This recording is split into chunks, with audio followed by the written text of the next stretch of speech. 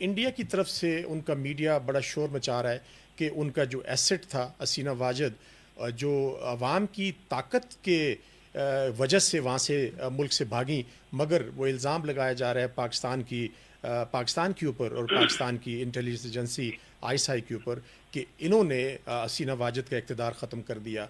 और साथ साथ अपने अवाम को भी ये बता रहे हैं कि कितना बड़ा लॉस हुआ है इंडिया का कि उनका एसेट वहाँ से निकाल दिया गया और अपनी पॉलिटिक्स भी उनकी ख़त्म होगी। जी, आपके कमेंट्स डॉक्टर खान साहब। बहुत बहुत शुक्रिया जदौन साहब, बड़ी इंटरेस्टिंग डेवलपमेंट्स हैं। तीन चार चीजें मैं इस मामले पे कहूंगा कि सबसे पहले तो इंडिया का जो आपने आखिरी क्वेश्चन किया, तो इसका मतलब ये है कि हिंदुस्तान के जो प्राइम मिनिस्टर नरेंद्र मोदी साहब हैं, जिन्होंने चंद माह पहले ये स्टेटमेंट दी थी कि हमने पाकिस्तान को इररेलेवेंट कर दिया है। जी जी। और ये छोटा सा मुल्क जो पाकिस्तान हमें नचाता रहा है 1947 से लेकर आज तक, तो वो आज बड़ी ह्यूमिलिएटिंग किस्म के रिमार्क्स उन्होंने दिए थे। तो इसका मतलब यह है कि हिंदुस्तान में आज भी पाकिस्तान का खौफ किसी न किसी सूरत में उनके हुक्मरानों पे भी है, उनके मीडिया पे भी है, उनकी राह पे भी है, उनकी आर्मी पे भी है और उनके अवाम पे भी है।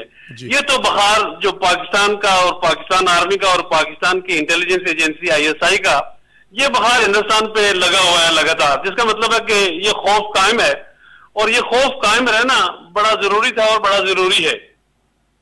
और ये खौफ था जिसने 27 फरवरी 2019 को जब दो उनके जहाज गिराए तो उसके बाद आपने देखा कि आज तक वो फिर हरकत नहीं कर सकी हिंदुस्तान की आर्मी। उन्होंने ही फिर कहा था कि हम आइंदा सीज फायर करते हैं, लाइन ऑफ कंट्रोल के साथ हम दोबारा फायर नहीं करेंगे। लिहाजा मैं कहता हूं ये भी बड़ा खुश आइंद है। दूसरी चीज मैं आपको बताऊं कि जो बहुत इंपॉर्टेंट चीज ये है कि बांग्लादेश के अवाम को और तमाम इस साउथ एशिया के लोगों को ये बात समझ आ गई है कि हिंदुस्तान ही है इस पूरे खिते में जो कि कंस्पिरेसीज का गढ़ है। और हिंदुस्तान की इंटेलिजेंस एजेंसी हो, हिंदुस्तान के हुक्मरान हो, हिंदुस्तान की आर्मी हो, ये सारे के सारे खिते के बाकी ममालिक के बारे में एक कंस्पिरेसी रखते हैं, वहां की हुकूमतें डिस्टेबलाइज करते हैं, वहां पे सिविल वार करते हैं, वहां पे मिलिटेंसी और टेररिज्म करते हैं, खा वो पाकिस्तान हो, बांग्लादेश हो, श्रीलंका हो, मालदीव हो, एनीवेयर। तो इसका मतलब ये है कि साउथ एशिया के अवाम अभी अवेयर्ड हो गए हैं और साउथ एशिया के तमाम ममालिक अवेयर्ड हो गए हैं कि हिंदुस्तान की जो जगह है तो वो कंस्पिरेटर के अलावा या फिर इस पूरे खिते में इन स्टेबलाइजिंग फैक्टर के अलावा कोई नहीं है। तीसरी चीज, बांग्लादेश के अवाम को बड़ा क्लियर हो गया है, क्योंकि डेफिनेटली आज पाकिस्तान में किसी पॉलिटिकल पार्टी के खिलाफ अगर बात होगी तो बाबा कौम की कोई तस्वीर को छेड़ेगा नहीं, उसको सलाम करते फिरेंगे। करेक्ट। तो उनके जो बाबा कौम है उसके साथ जो किया गया है, उस शैतान के साथ जिसने पाकिस्तान तोड़ा था, तो आपने देख लिया कि बांग्लादेशियों ने, पाकिस्तान ने नहीं, पाकिस्तानियों ने नहीं, आईएसआई ने नहीं, फौज ने नहीं, उन्होंने उनके मुजस्मों को भी उड़ाया।